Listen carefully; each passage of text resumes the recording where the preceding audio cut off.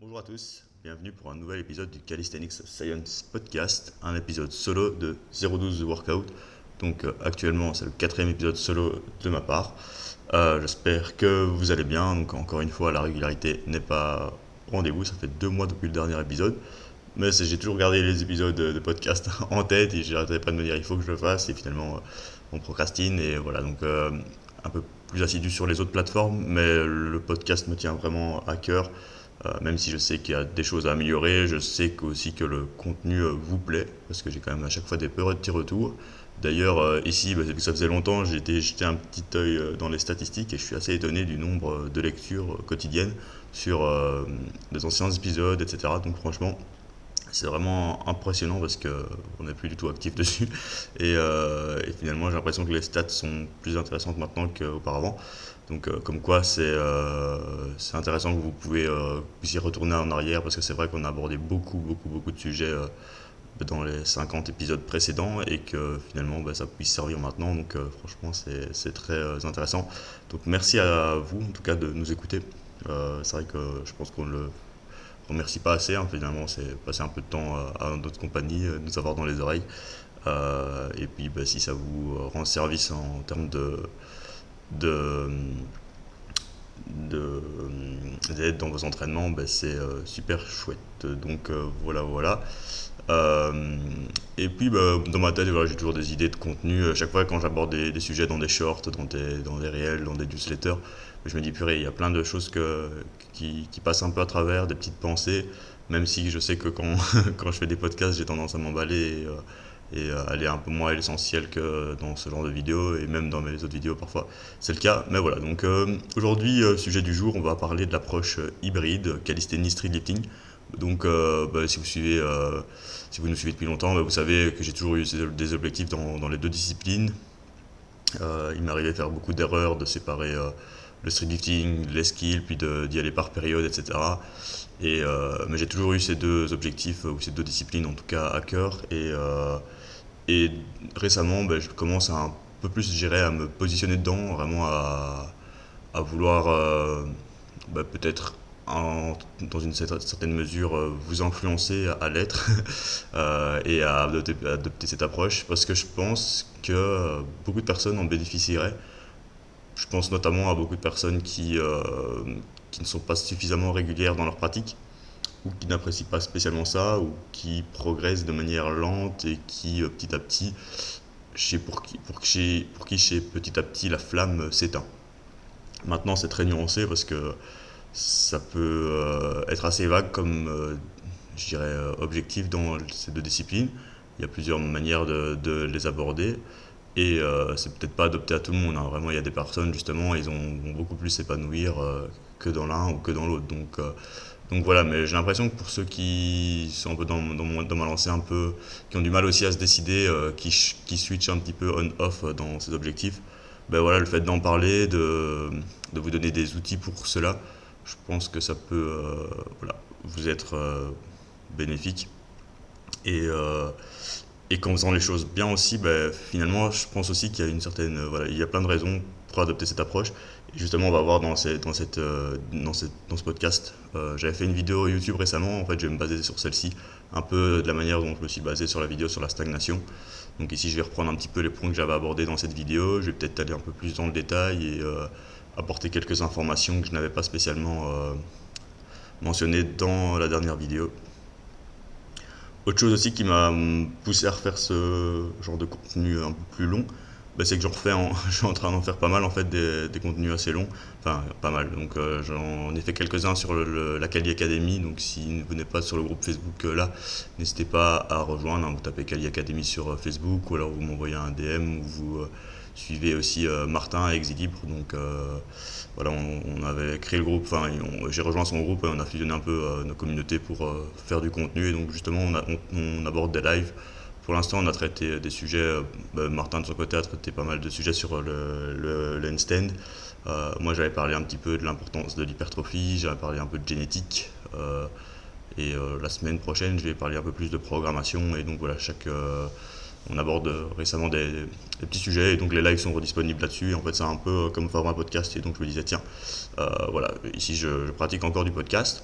Et aussi, à travers mes coachings à moi, je fais aussi des petits lives comme ça où j'aborde des thématiques. Et voilà, donc finalement, je me dis, tiens, pourquoi pas refaire profiter notre audience du Calisthenics Science Podcast, qui est très intéressée et qui aime bien ce genre de contenu. Donc voilà, petite parenthèse, c'est vrai que là, ça fait 5 minutes où on n'a pas encore abordé le sujet. Enfin, si, quand même, d'une certaine manière. Donc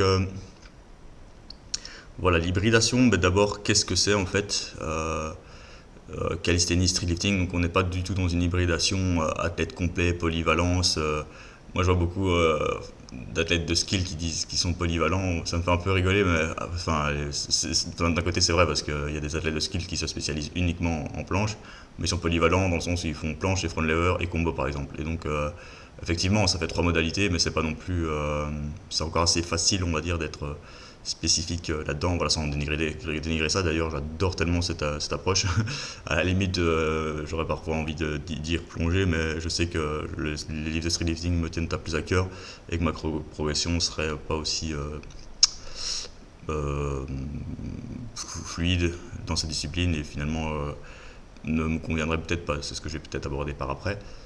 Mais je sais que voilà, c'est stylé en tout cas. Mais d'un côté, la polyvalence là est quand même plus faible que je dirais la polyvalence dans le fait de fusionner calisthénie et street lifting, qui est différente. Et en tout cas, est aussi plus faible que peut-être de la polyvalence dans le fait d'être un athlète hybride, je dirais force-endurance. Tu vois, maintenant c'est un peu à la mode, tous ceux qui font des longues distances et de la muscu, de la force et de la longue distance. Et encore, je dirais le sommet de la polyvalence, c'est peut-être même le crossfit.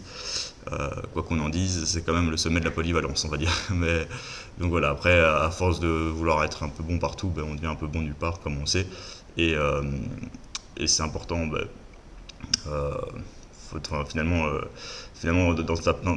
toutes ces approches-là, il faut vraiment faire ce qui nous plaît en fait et ce qui nous drive. Donc voilà. Mais voilà, donc nous on se situe un petit peu entre ça, mais on reste quand même très très dans la force. Donc on va pas trop dans d'autres qualités en fait, on va vraiment dans la force, mais on est spécifique sur, je dirais, ben, 7 mouvements.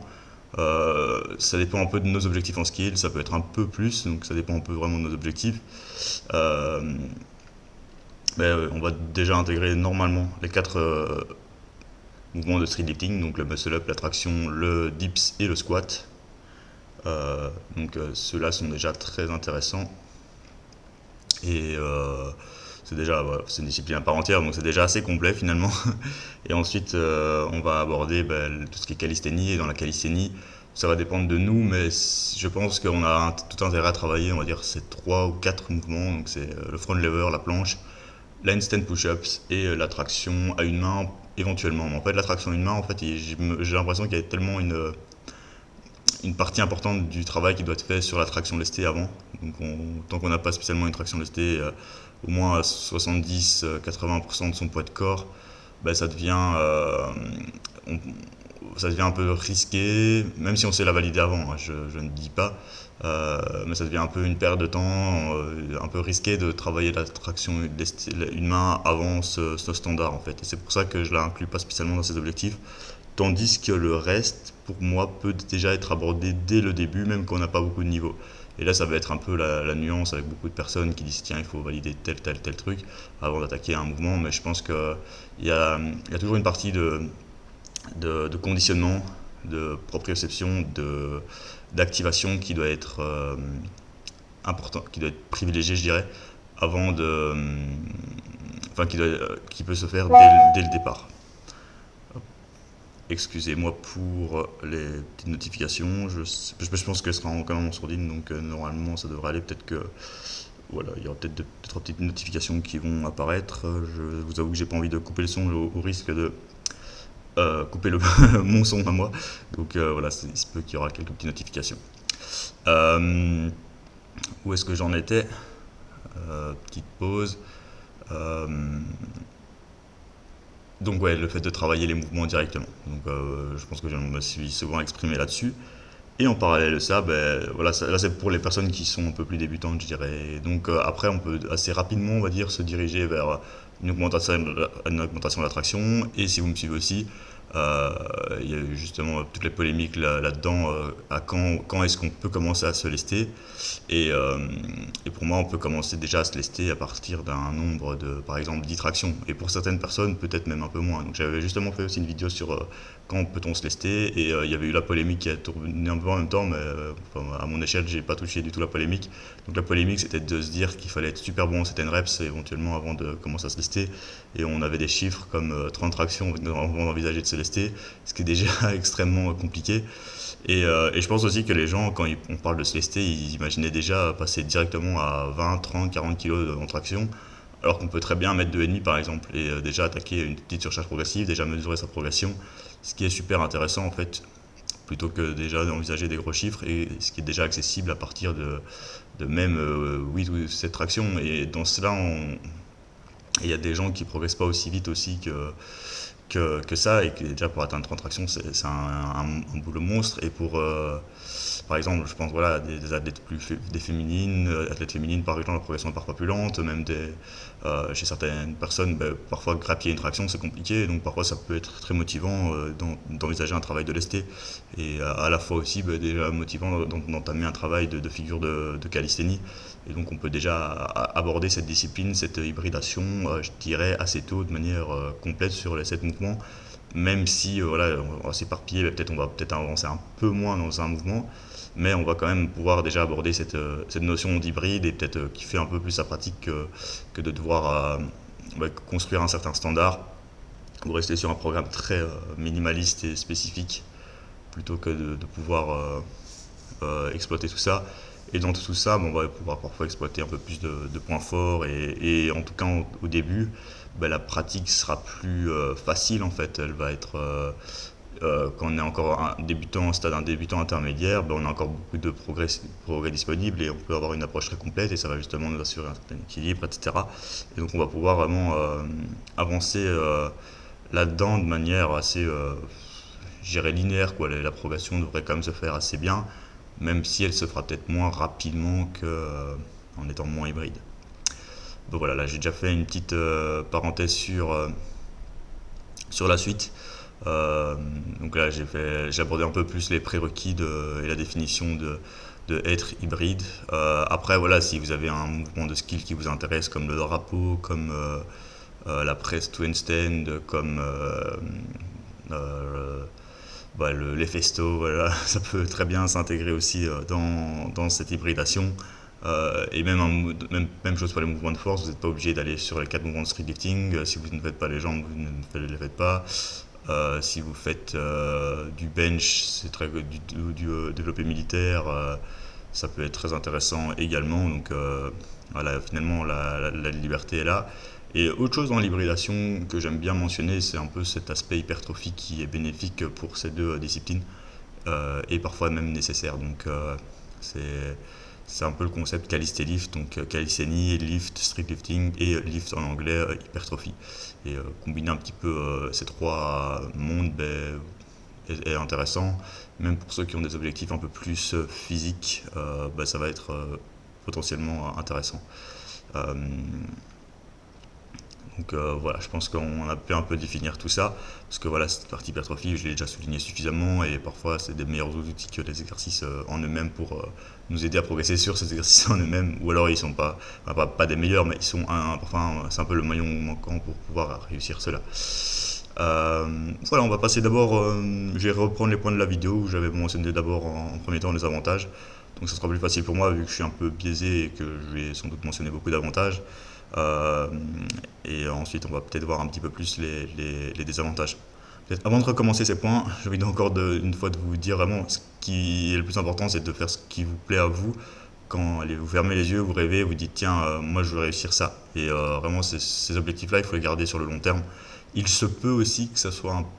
J'avais pas, ouais, pas. Il faut pas switcher, mais ça peut être cyclique, quoi. On pourrait se dire, ok, je vais mettre vraiment un peu plus la priorité sur le street lifting, mais je sais qu'à long terme, j'ai aussi envie de réussir ça. Et donc, ça pourrait inclure que, voilà, le début de votre pratique, vous pratiquez de manière globale les 7 mouvements, je dirais. Ensuite, vous pouvez éventuellement faire un petit switch street lifting ou si vous envisagez une compétition ou si vous avez vraiment envie de mettre le paquet là-dessus pour après reprendre ça. Et finalement, les gains que vous avez fait au début seront bénéfiques. Et donc au début, je pense qu'il ne faut pas spécialement se poser la question et travailler 7 mouvements. Voilà, c'est peut-être mon avis là-dessus. Et, euh, et passer le cap, vous avez fait vraiment votre progression street lifting, ben là vous allez peut-être pouvoir réimplémenter cette approche hybride. Ou à l'inverse, hein, ça pourrait être une progression en skill en premier temps avant le street lifting. Et ensuite peut-être combiner les deux et peut-être encore après ben voilà, se respécialiser davantage, ce qui peut être le cas. Et peut-être par période dans l'année aussi, vous allez pouvoir être plus hybride et d'autres moins. Donc voilà, ça c'est peut-être un peu la nuance. Donc c'est jamais tout blanc ou noir. Euh, mais je pense que dans ces objectifs, il faut toujours les garder, on va dire, en tête et être sûr qu'on veut cela. Et donc voilà. On va passer aux avantages. Donc le fait d'être hybride, bah, le principal, je dirais un avantage très intéressant, bah, c'est d'être utile en fait. Donc admettons, vous travaillez la planche, vous considérez la planche comme votre travail spécifique, que votre travail euh, voilà, spécifique pour réussir le mouvement. Donc vraiment, vous avancez vers vos objectifs, vous travaillez vos figures de planche, vous restez peut-être un peu minimaliste dans votre approche, vous commencez avec un faible volume, avec une sélection d'exercices faible, donc uniquement de la planche par exemple. Peut-être de la planche ligne pour certaines activations, etc. Au début, si vous n'êtes pas assez fort, mais dès que vous êtes bon, on va dire, vous attaquez la tuck planche, la advanced tuck planche, et ainsi de suite. Vous restez sur une approche simple, vous planifiez un nombre de séries en isométrique, vous essayez d'augmenter le nombre de séries, de secondes, etc. Ensuite, vous supplémentez cela par votre travail de force, et donc pour le travail de force, vous allez éviter d'utiliser tout ce qui est planche push-up, planche press, planche pseudo-planche push-up, hollow body press, voilà, plein de choses comme ça. Vous allez mettre du dips ST. Et en fait, vous allez augmenter vos planches en isométrique et votre dips ST. Et donc, déjà, vous êtes déjà très très bien. En parallèle de ça, c'est vrai qu'un truc qui est intéressant pour la planche, c'est peut-être plus de deltoïde antérieur et être sûr de progresser là-dessus et peut-être rajouter un petit développé vertical, un développé militaire, des pike push-ups, un développé militaire, une main, plus le dips ST. Et en général, voilà, votre travail de force se fera, on va dire, très très bien avec ces trois exercices. Et par l'après, vous mettez un peu de conditionnement de biceps, etc. Et donc, si vous progressez pas spécialement en planche, mais que vous progressez en dips ST, etc., à moyen, à moyen terme ou long terme, ça va payer. Et normalement, vous devriez progresser si vous faites les choses bien. Donc c'est ça qui est difficile à faire, mais c'est faire les choses bien. Il y a moyen de vraiment de progresser là-dedans. Euh, en faisant les choses bien, et si vous gérez moins bien votre volume, etc., ça pourra être moins bon. Mais de manière générale, il y a très moyen de progresser là-dedans. Et parfois, c'est le maillon manquant. C'est parfois des gens, ils ont beaucoup de spécificités, ils ont pratiqué beaucoup de planches, mais il manque un petit peu de ça. Et vraiment, le fait de pouvoir vraiment progresser, bouger vraiment les pros là-dessus, pourra vous aider davantage. Parce qu'en fait, les mouvements sont les mêmes en fait. Qu'est-ce qu'on a besoin en planche? On a besoin de flexion d'épaule. Je prends aussi l'exemple pour le front lever, on a besoin d'extension d'épaule. Nos muscles principaux en planche sera le deltoïde antérieur, les biceps, il y a tout ce qui est dentelé, etc. Qui sera important. Et en front lever, on aura besoin de grand dorsal, de chef long du triceps. Et donc, si on travaille par exemple l'attraction, on va nous solliciter le grand dorsal, l'extension d'épaule, le chef long du triceps dans une certaine mesure, un peu moins. Donc là, c'est pour ça qu'il faudra peut-être davantage d'isoler celui-là. Et,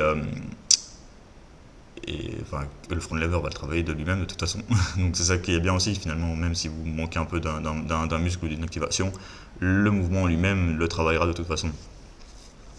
Mais le prime mover va être sollicité grâce à ça, et donc le travail de force sera d'office bénéfique en fait. Et c'est ça qui est magnifique en fait là-dedans, c'est que voilà, si vos chiffres augmentent de manière drastique, en général c'est hyper payant. On peut même voir des gens qui ne travaillent pas du tout les mouvements et qui progressent dessus et qu'il vient, et donc ça nous assure de pouvoir rester avec un volume pas exagéré sur éventuellement les skills. Ça nous laisse la place, on va dire, pour progresser sereinement sur le reste, en minimisant les interférences en fait. Et donc en faisant les choses bien, on s'évite de... Il y a beaucoup de gens qui ratent à progresser dans les deux parce qu'ils vont en faire de trop sur les deux ou trop dans un, et donc il y en a un qui va en souffrir et ça va impacter la progression générale. Donc c'est pour ça qu'il faut, on va dire, bien gérer son volume. Et ensuite, si vous supplémentez, déjà ces exercices-là seront potentiellement intéressants pour la masse musculaire. Donc même si vous faites de la force, il y aura un gain de masse musculaire. Et si vous ne faites pas de la force, mais que vous allez sur des répétitions un peu plus hautes, notamment pour construire vos bases ou même dans certaines périodes de l'année en street lifting, si vous faites du 4, 5, 6 reps, en général, vous allez déjà être dans des fourchettes de force, de bonnes fourchettes pour gagner de la masse musculaire sans trop de problèmes. Et si en plus de ça, vous supplémentez par quelques exercices avec des bons stimulus ratio, euh, par exemple du bench press, développé couché, incliné aux haltères ou quoi, plus des rowing, des lat pull down ou des autres choses, d'autres petits exercices comme ça, voilà, il y aura vraiment cette utilité de cette approche hybride qui va vraiment vous payer sur votre planche.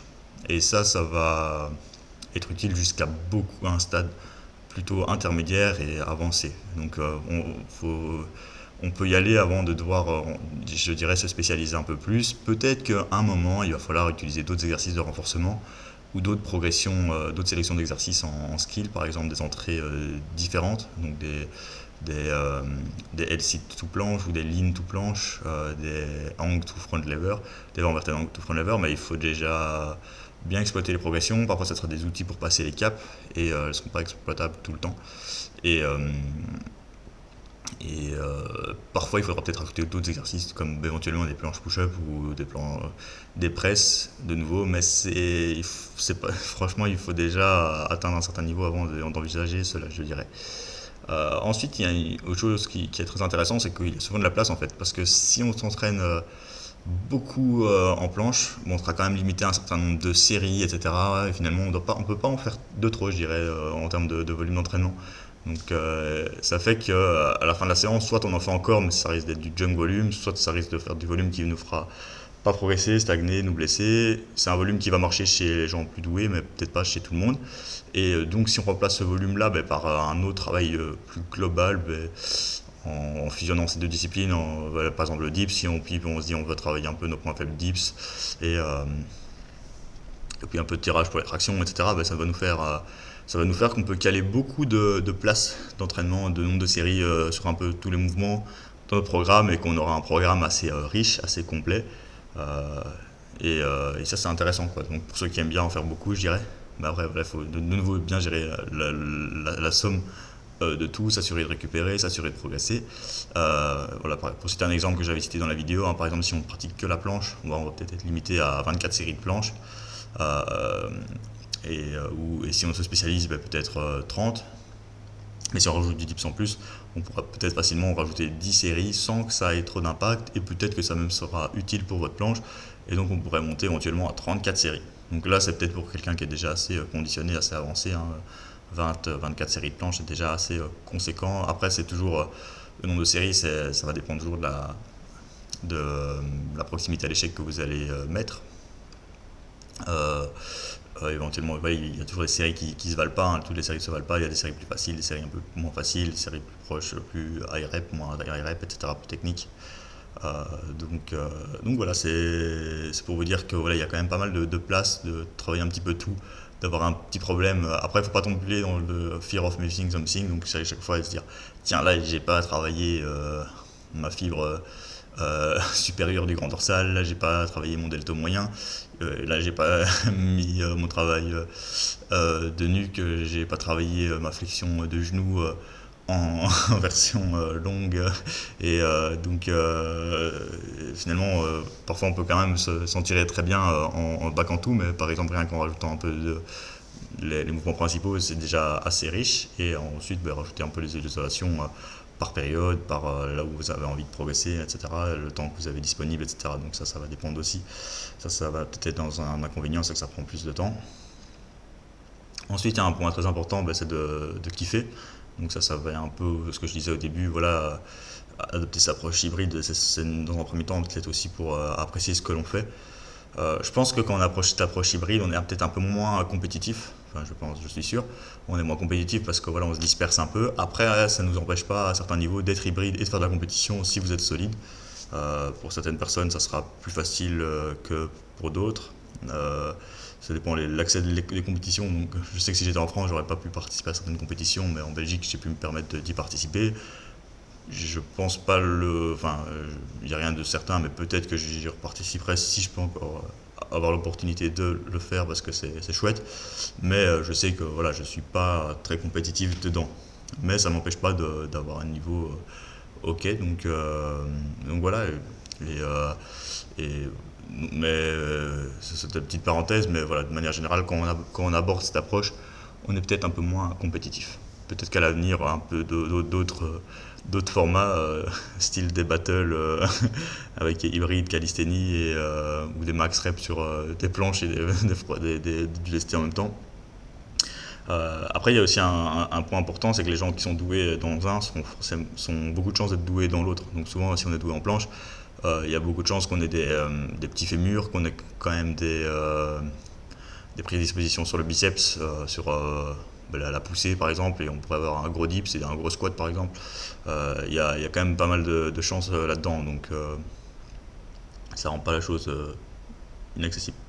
Après, il faudra peut-être gagner un peu plus de poids dans le street lifting, et donc c'est pour ça qu'on sera moins bon en skill.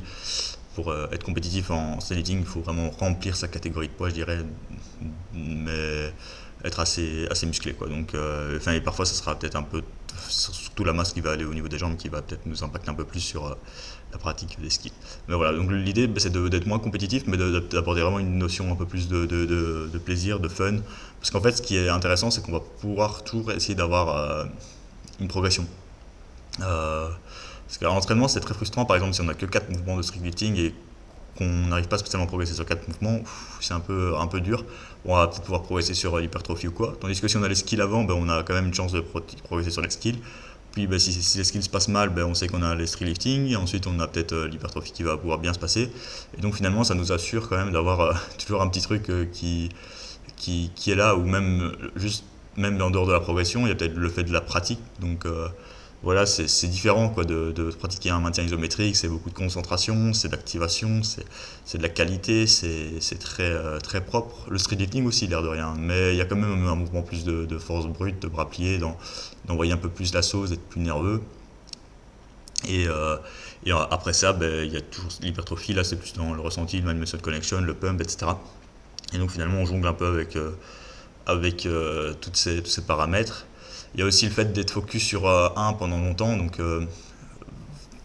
vous allez vous rendre compte dans la pratique, ou vous en avez rendu compte, c'est que c'est pas toujours évident de garder vraiment le focus sur un élément pendant longtemps, surtout quand ça se passe un peu moins bien.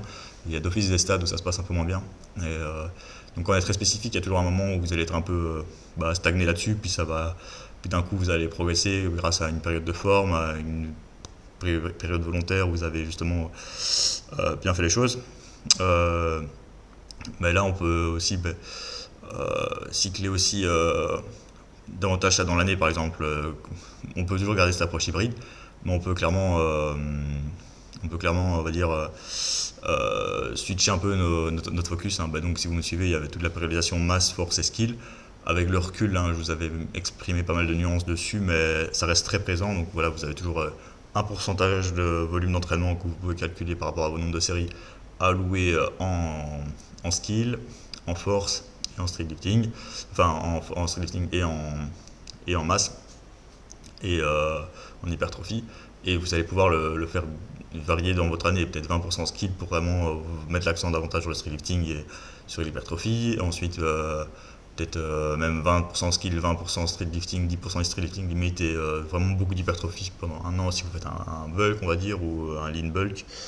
Et ensuite, peut-être revenir sur 50% skill, 30% street lifting et 20% hypertrophie pour exprimer vraiment votre potentiel et kiffer. Et là, il y a des périodes aussi où vous allez vraiment progresser sur tout en fait. Et c'est ça qui est incroyable aussi en dehors des gestions volontaires, c'est que parfois vous allez aussi volontairement dire tiens, je mets un élément en maintenance et finalement il va quand même bien bouger.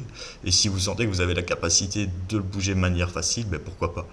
Et après, il y a toujours l'argument, et ça j'ai pas l'impression qu'il est vraiment prouvé, où je pense peut-être ça arrive sur à partir d'une certaine durée, c'est que, que voilà, le fait de, par exemple, prendre en masse est tellement fatigant que ça nous empêche de faire des adaptations techniques en skill. Je pense que c'est vrai dans une certaine mesure, mais tout dépend de la gestion que vous allez appliquer, et de manière générale, ça ne vous posera pas de problème. Donc, en général, moi j'aime bien, c'est un peu partir sur les trois en même temps. Donc, mais peut-être allouer un peu moins de volume au skill pour le commencement. Donc c'est toujours être un peu moins spécifique skill, peut-être un peu moins spécifique street lifting, démarrer avec un peu plus d'hypertrophie, c'est un peu ce que je fais avec la plupart de mes clients. L'air de rien, ils ont quand même... mais j'utilise parfois le street lifting dans cette optique hypertrophie en début de coaching pour vraiment augmenter un petit peu toute cette base avec cette pratique du skill. Et après, j'augmente chaque fois un peu la pratique du skill, la pratique du street lifting prend un peu plus de part et puis l'hypertrophie descend. Ça va dépendre à chaque fois des besoins de la personne. Parfois, il faudrait être plus long là-dedans, parfois un peu moins long. En général, si on tombe avec des pratiquants déjà intermédiaires, on peut vraiment directement aller là-dedans. Et finalement, voilà, le fait de pouvoir toujours avoir un peu ces trois éléments dans sa pratique nous assure de rester en fait d'adhérer, de rester assidu à son programme en fait, sans vouloir se dire tiens là j'en ai marre, je vais changer, etc.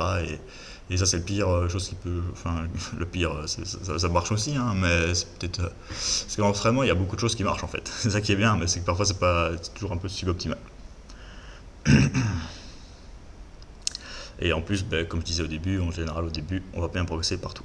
Ensuite, le fait de mesurer sa progression, en skill, c'est souvent du tout ou rien en fait, hein. C'est, euh, c'est du tout ou rien et parfois la fatigue augmente dans le cycle et puis donc on contre-performe un petit peu. Tandis qu'en street lifting, vu qu'on est un peu plus dans la mesure, on arrive quand même à être plus dans le tout et dans réussir à progresser. Donc c'est une métrique que vous allez pouvoir manipuler plus facilement, je dirais, que les skills et qui va pouvoir vous faire mesurer entre guillemets votre progression aussi. Ça va aussi dans la partie avec l'utilité. Euh, si vous ne la mesurez pas spécialement sur le street lifting, vous allez pouvoir la mesurer grâce à d'autres paramètres. Et en fait, vous allez pouvoir avoir un programme d'entraînement, on va dire, un peu plus je dirais, rigoureux, plus scientifique que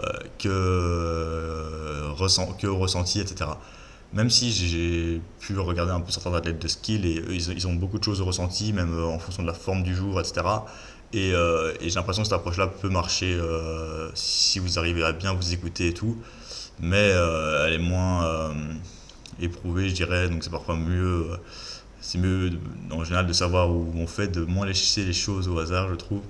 Euh, euh, Maintenant, c'est clair qu'il y a toujours un peu cette partie de gestion, mais ça passe aussi notamment par exemple du RPE que vous allez pouvoir aussi adapter. Et si, voilà, pour telle raison, votre RPE est grand, vous allez pouvoir adapter ça à la fois sur vos skills, donc peut-être éventuellement euh, ne pas aller sur vos fourchettes max en skill, peut-être accepter de faire une petite régression sur la séance en elle-même, ou alors de pousser un petit peu à travers ça et d'accepter de régresser dans votre cycle si vous sentez que vous avancez dans la fatigue.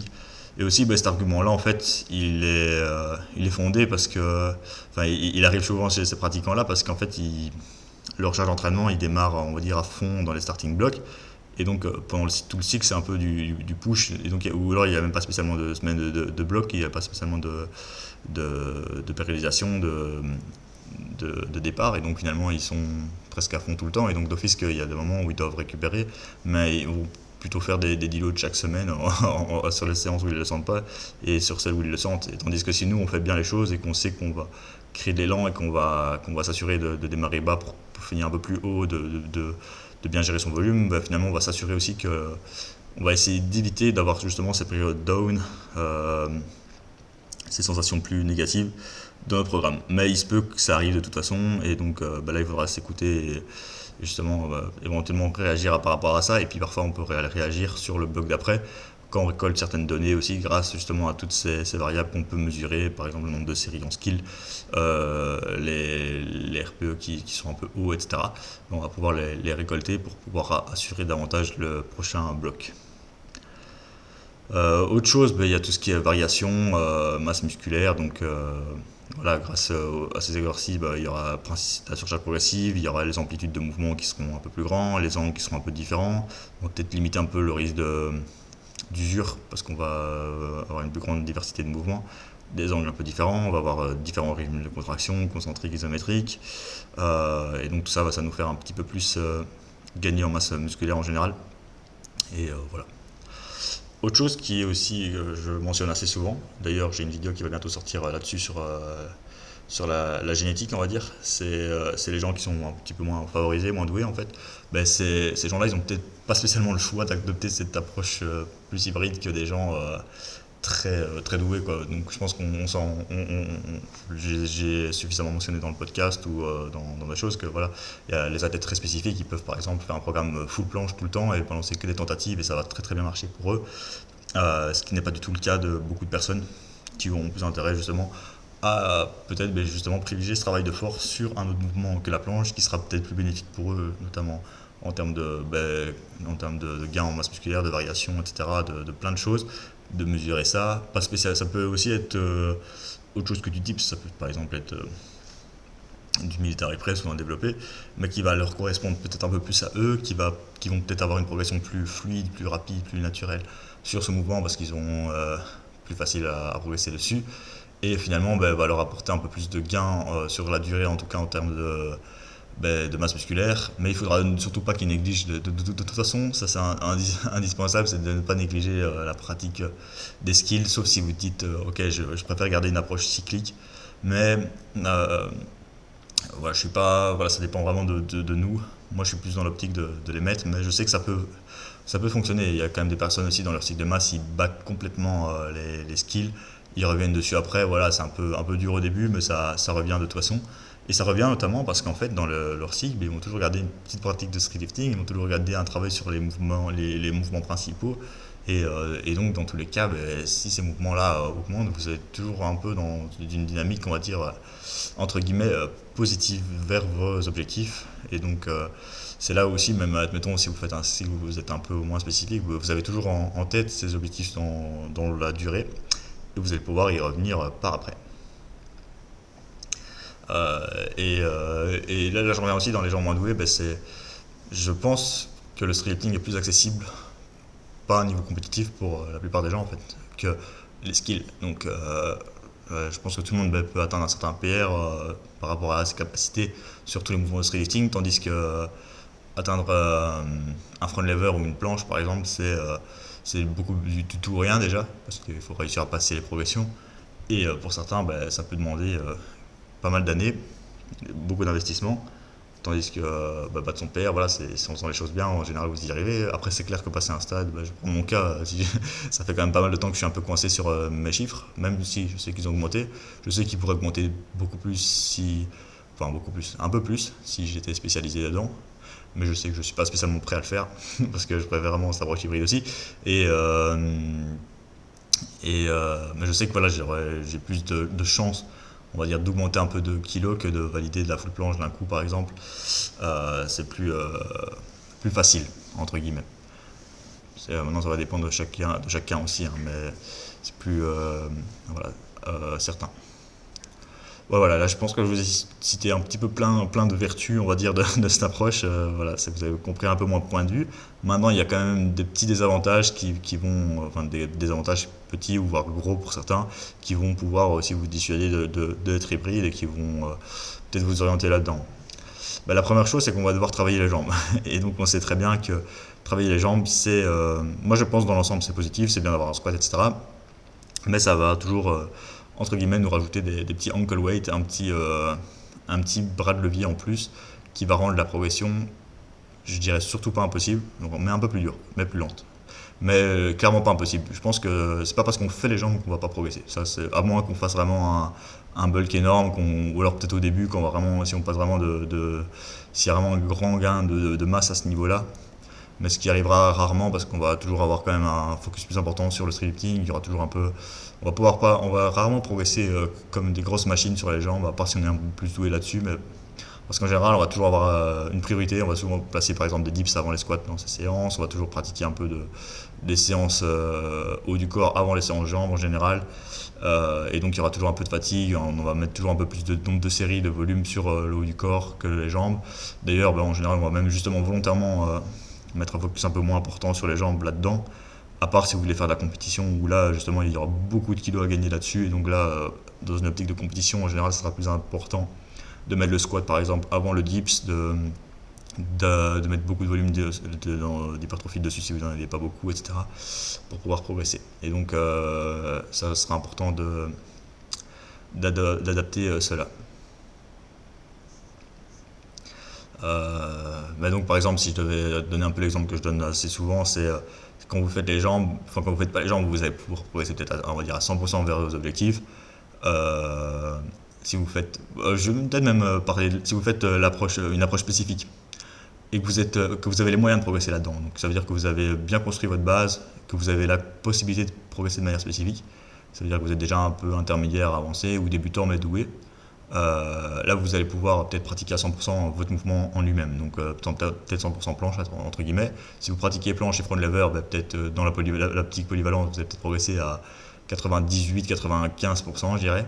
Si vous êtes hybride street lifting, je dirais sans faire les jambes, peut-être 92-90%. Si vous faites les jambes, peut-être 85-80%, on va dire. Donc voilà, c'est peut-être je sors ces chiffres de n'importe où, mais c'est pour vous donner un peu une idée et que voilà, au plus vous augmentez dans votre diversité d'exercices, d'objectifs, au moins votre progression allouée sur un mouvement va progresser, mais il y a d'autres mouvements qui vont augmenter comme cela. Mais c'est ce qui va faire la différence sur la durée entre des champions et des non-champions. Et c'est pour ça que je disais qu'on n'allait peut-être pas spécialement être dans la compétition, même si ça reste tout à fait possible. Ensuite, voilà, le fait d'être hybride, donc de nouveau, on va augmenter, on va diminuer cette spécificité. Et parfois, c'est plus difficile, justement, euh, voilà, c'est un peu plus difficile à gérer, je dirais. Aller, parce qu'en fait la spécificité, même si on est très spécifique sur un seul mouvement, elle doit quand même évoluer en fait. Et donc là on doit faire évoluer cette spécificité à travers tous nos objectifs, ce qui n'est pas toujours évident. Donc la spécificité, pour rappeler un peu, si vous faites du front lever, la spécificité c'est du front lever en statique. Un peu moins spécifique, ça sera peut-être une version dynamique, et un peu moins spécifique, ça sera par exemple de la traction ou un rowing horizontal par exemple. Et là on diminue un peu les couches de la spécificité. Mais ça peut être intéressant de bouger son rowing pour augmenter son front lever à un certain moment X, et ensuite de revenir sur le front lever qui sera de nouveau plus fort. C'est toujours un peu ça. Et même ça pourrait être le fait de le front lever, c'est la progression finale, on va diminuer la spécificité en travaillant sur une régression, sur du advanced front lever, on va augmenter son volume, on va peut-être aller moins sur du 3 secondes, on va aller plus sur du 10 secondes, c'est moins spécifique que du 3 secondes pour notre progression finale, et puis se rediriger vers du 3 secondes. Donc ça, c'est une manière aussi d'augmenter la spécificité. L'intensité, par exemple en streetlifting, il va falloir accepter de faire des phases où vous allez travailler plus sur votre 5-6 RM, et ensuite revenir vers plus du 1 RM qui est en général aussi spécifique. Donc ça c'est une manière. Et voilà, quand vous êtes un peu plus avancé, il va falloir parfois mettre d'autres objectifs un peu en maintenance, être beaucoup moins spécifique que streetlifting, être plus spécifique skill, être moins spécifique poussée, plus spécifique tirage, et ainsi de suite. Donc c'est une gestion très plus complexe à mettre en place par après. Ensuite, ouais, il y a la notion d'interférence. Donc certes, les mouvements, comme je disais, ils sont complémentaires, ils travaillent l'un l'autre, mais d'un autre côté, ils vont fatiguer l'un l'autre aussi. Donc, si vous travaillez votre extension d'épaule, de bras, votre grand dorsal va être fatigué, donc votre front lever va fatiguer la traction, et à l'inverse, votre traction va un peu impacter votre front lever. Mais sur la durée, quand vous récupérez, vous allez avoir ce combo gagnant. Mais voilà, il faut bien le gérer, et donc il y a toute cette interférence là. Même l'interférence en termes de priorisation. Donc si vous faites vos planches avant votre poussée, ça va impacter le reste. Si vous faites la séance 1, votre planche handstand front lever, et la séance 2, ça sera plus votre handstand push-up, c'est votre dips, ça va être un peu impacté par cela. Si vous faites vos jambes après, voilà, de nouveau, si vous faites vos jambes avant, voilà, il y a toujours un focus qui va être changé, et ça c'est pas évident du tout à gérer, et il faut en être conscient.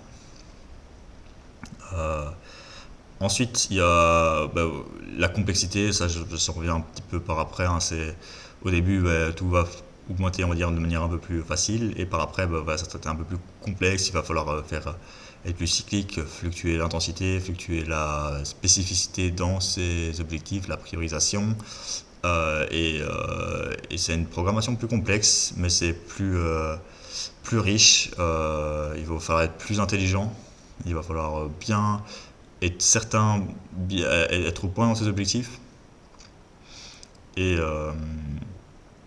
Et voilà, accepter, être plus patient dans sa pratique. Et c'est ça qui va en faire une belle pratique. je pense que je pense que j'ai plus ou moins tout dit. Après, si on parle d'autres désavantages, il y a peut-être le temps que ça peut prendre d'être hybride. Donc voilà, ça fait plus de mouvements à travailler. Ça fait qu'il va falloir avoir un peu plus de temps à disposition éventuellement. Mais il y a plein de manières d'augmenter, de mettre ça en place. Je vais peut-être parler justement de problématiques sur ça et comment les solutionner dans un autre podcast éventuellement. De petits tips comme ça, par exemple, on pourrait parler de 2 entraînements par jour, de crise de groove, de single, on va dire lourd pour la maintenance, ensuite de back offset. On va pouvoir parler pour les exercices d'assistance, plus de giant set, de meilleur rep. Pour les exercices de skill, peut-être de drop set mécanique pendant vos mouvements, de dose minimale pour réussir à progresser, même si on a déjà pas mal abordé ce genre de sujet. Mais finalement, tout ça, ça nous permet de minimiser éventuellement le temps.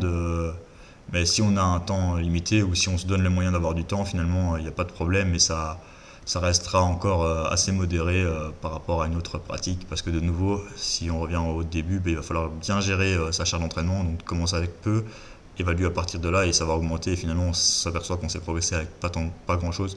Et ce sur les 7 mouvements en parallèle, par exemple, ou moins en parallèle. Et justement, là, la maintenance pour aussi nous permettre éventuellement d'avoir un peu plus de temps. Ensuite, peut-être un autre problème, ça va être éventuellement le matériel.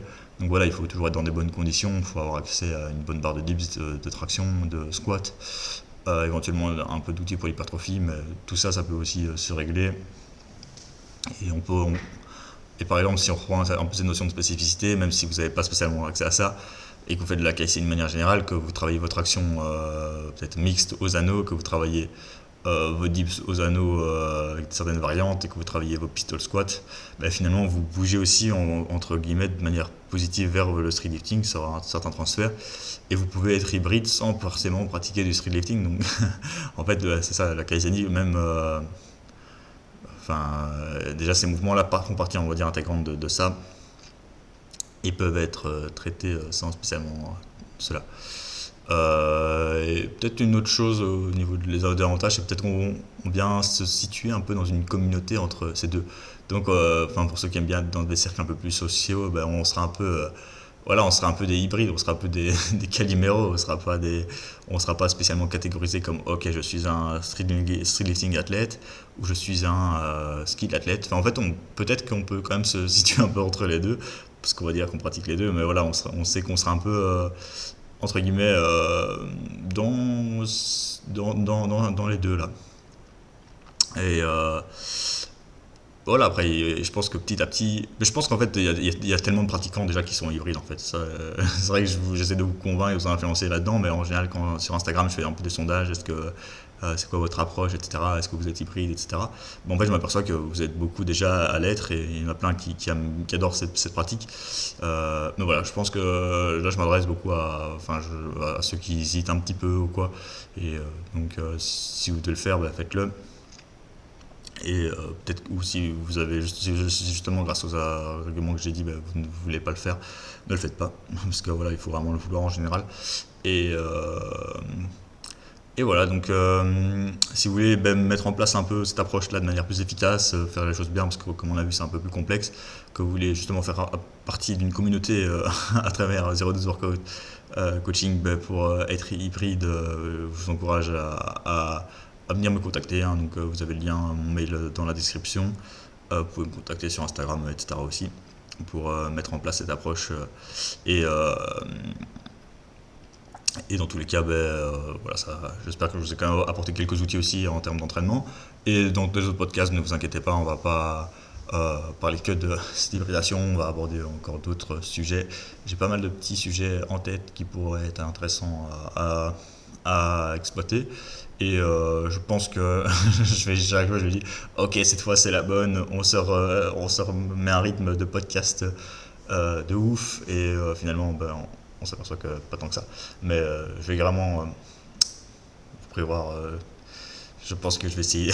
En tout cas, voilà. Ne vous attendez pas toujours à un podcast toutes les semaines. Donc là ça faisait 2 mois. On va essayer d'être plus régulier. Donc vous allez voir quand il va sortir. Je ne m'avance pas du tout là-dedans. Mais en tout cas, je sais que. Je pense que chaque fois, gardez en tête que le Calisthenics Science Podcast c'est pas fini et qu'il est toujours là et que même Morgan reviendra à un moment, je pense. Voilà. Force à vous et portez-vous bien, entraînez-vous bien. Ciao.